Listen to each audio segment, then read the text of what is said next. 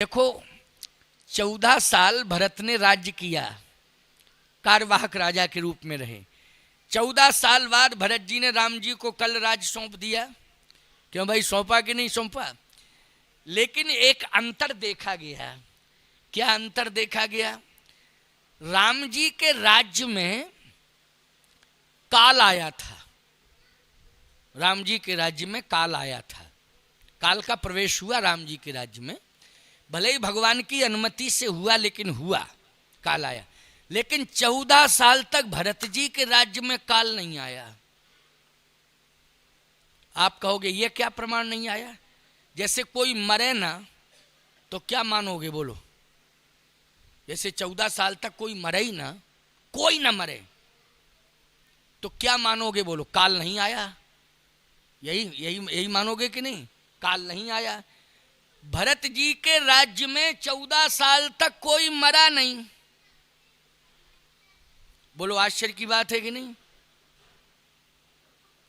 और एक विशेषता, 14 साल तक कोई पैदा भी नहीं हुआ।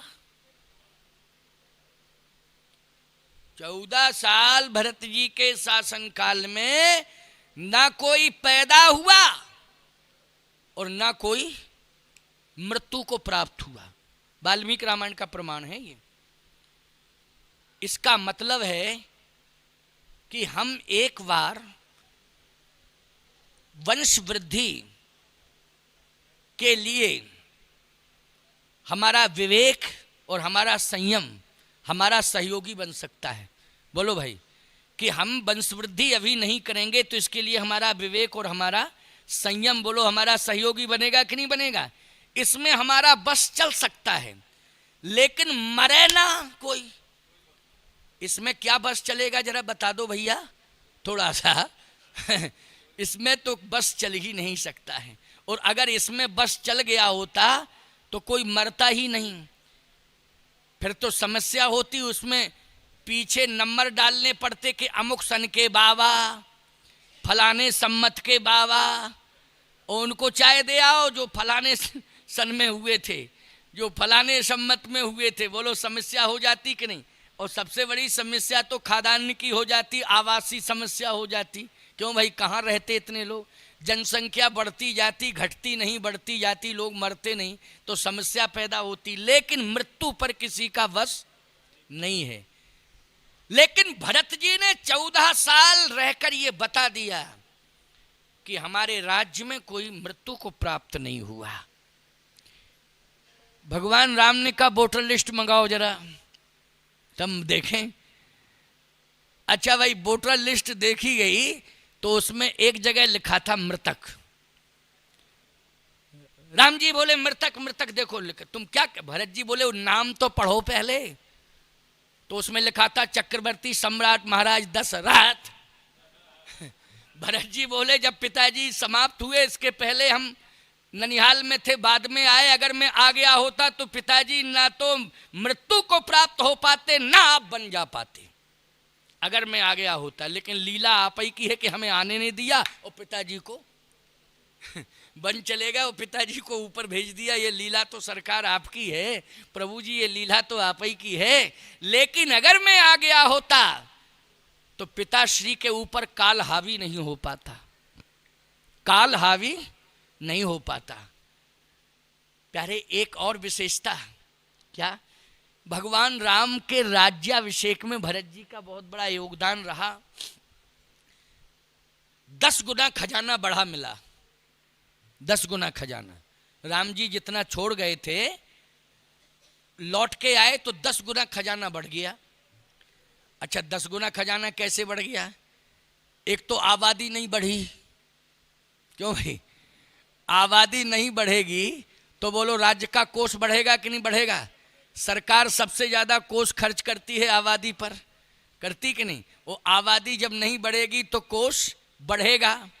दूसरी बात कि भरत जी ने ऐसा संयम किया, प्यारे, ऐसा संयम किया कि भरत जी ने तो केवल गाय को जौ खिलाए, और गाय के गोबर में जो शेष निकले उसका दलिया बना करके, गोबर से दलिया निकाल करके उसका दलिया जितना भी, अब गाय कितना जौ खाएगी, भूसा तो डलिया दो डलिया खा जाएगी, लेकिन जौ खा जाएगी क्या डलिया दो डलिया? बोलो, ज्यादा से ज्यादा मुट्ठी भर, 2 मुट्ठी, वो भी मुट्ठी 2 मुट्ठी में गोबर में कितना निकलेगा, उसका शेष भाग थोड़ा सा निकलेगा, यानी हजम, बाकी हजम हो जाएगा है।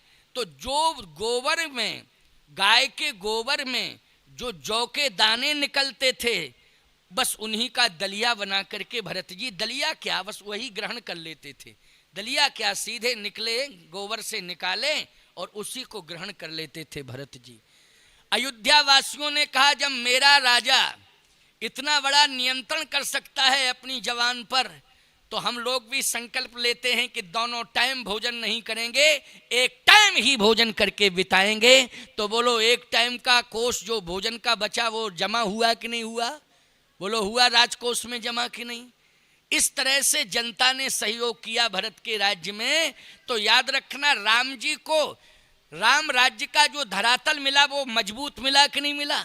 एक तो वित्तीय व्यवस्था मजबूत मिली और दूसरे संयमी नागरिक मिले, संयमी प्रजा मिली। ये भरत जी ने दिया है राम जी को। एक तो संयमी प्रजा बना दी भरत जी ने अयोध्या की, और दूसरा खजाना बढ़ा दिया भरत जी ने। भगवान राम का राज्य ऐसा राज्य हुआ प्यारे कि आज तक 11.5 लाख वर्ष हो गए, लेकिन आज तक लोग मांग करते हैं तो केवल राम राज्य की मांग करते हैं। बोलो, दशरथ राज्य की मांग कोई करता?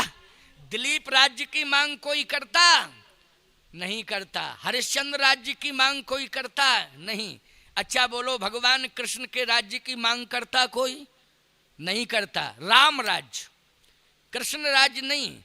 जबकि भगवान ने द्वापर में द्वारकापुरी में राज्य किया कि नहीं किया? बोलो, किया।